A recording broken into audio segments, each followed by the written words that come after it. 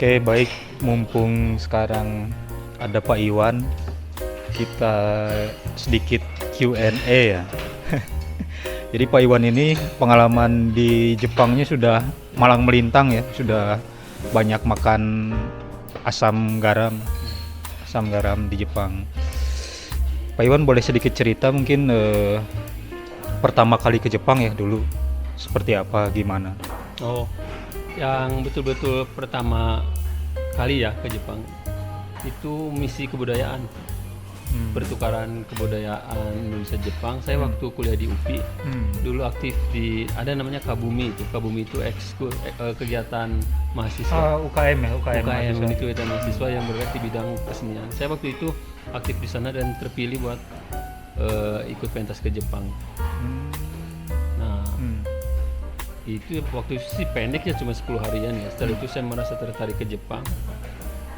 Jadi setelah pulang ke Indonesia beresin dulu kuliah. Setelah itu baru cari channel supaya bisa balik lagi ke Jepang kuliah. Dan kebetulan di sana ada senior Kabumi saya yang sudah duluan ke Jepang, udah tahu gimana caranya di sini. Jadi dia ngajak, ayo kalau mau ke Jepang sama saya. Dulu itu pas pergi ke Jepang itu kerja atau sekolah atau gimana Pak? Dulu sekolah dulu Pak. Dulu kan saya di UPI-nya S1-nya fisika ya, nggak bisa bahasa Jepang.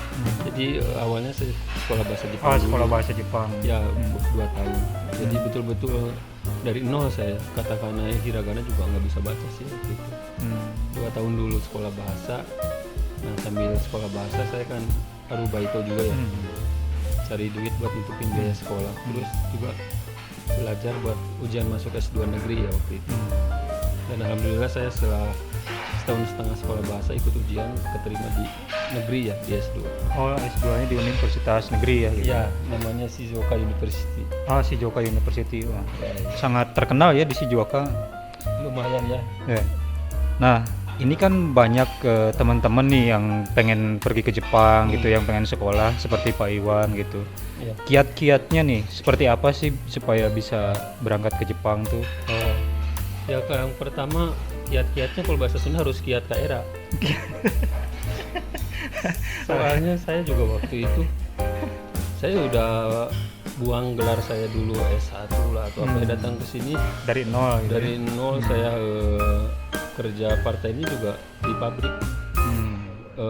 Waktu itu saya kalau sehari nggak 7 jam kerja itu nggak cukup ya buat bayar sekolah, bayar apartemen, bayar makan. Jadi kalau udah habis nih kerjaannya, tapi belum cukup 7 jam, saya minta ke leader saya bersih-bersih mesin gitu. Pokoknya target sehari 7 jam 7 gitu. jam. Jadi selain kiat KRA juga kiat body juga badan. Oh, tipsnya jadi kiat KRA, kiat body gitu ya. Itu kiat-kiatnya ya. Jadi soalnya kita juga di sana ada orang Vietnam, ada orang ya banyak teman-teman dari luar negeri. Jadi kiatnya juga kita harus pakai kiat-kiat. Harus pakai kiat ya dengan mereka gitu. Dan mereka jangan kalah kiat lah. Nah, dalam sehari itu kan siang mesti sekolah, terus iya. malam arbaito kerja. Dalam sehari tidur berapa jam? Sebagai image saya, dulu saya kan sekolah bahasa jam 8 ya, jam 12 sudah selesai itu udah. Jam 12 selesai langsung ke tempat part time itu ya, tempat arubaito itu 9 kilo pakai sepeda. Oh, pakai sepeda 9 kilo ya. Itu kurang lebih 40-50 menit ya.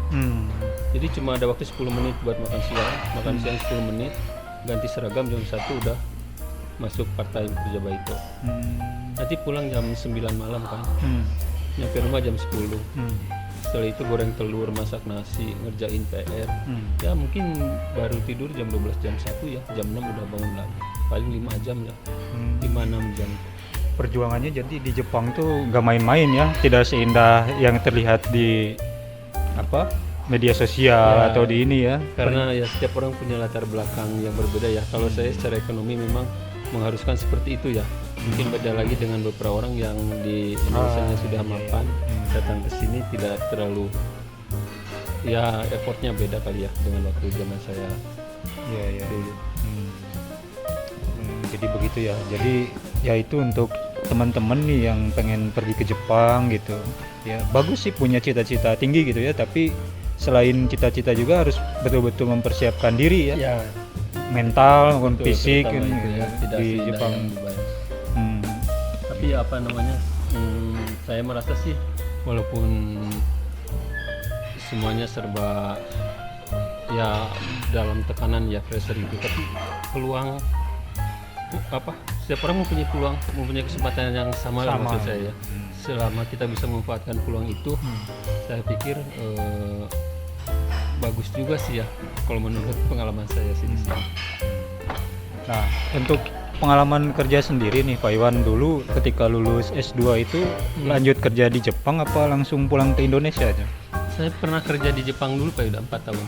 Oh, di Jepang dulu 4 tahun. Di Okayama 4 tahun, terus ke Indonesia 3 tahun ya. Terus balik lagi ke Osaka 5 tahun. Oh, Terus di Osaka 5 tahun. iya, balik lagi Jakarta 4 tahun, sekarang Saitama.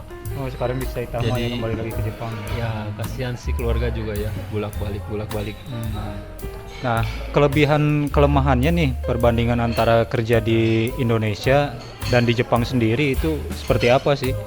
Jadi yang bikin Pak Iwan sekarang pengen balik lagi ke Jepang tuh apakah ada perbedaan? Kalau dari gaji mungkin jelas berbeda ya? Apa sama aja?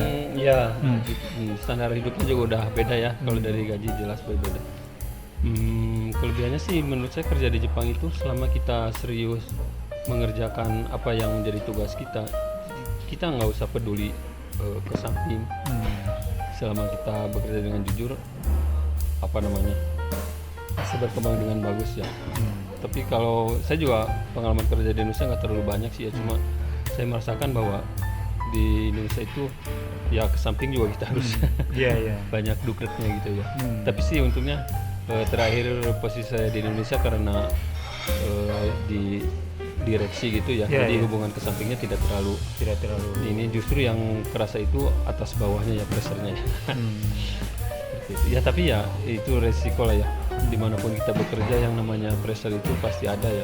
Jadi kalau yang bisa bekerja sambil ketawa-ketawa nanti tanggal 25 dapat duit itu cuma di sinetron kayak Cuma di sinetron ya. cuma di sinetron Indosiar.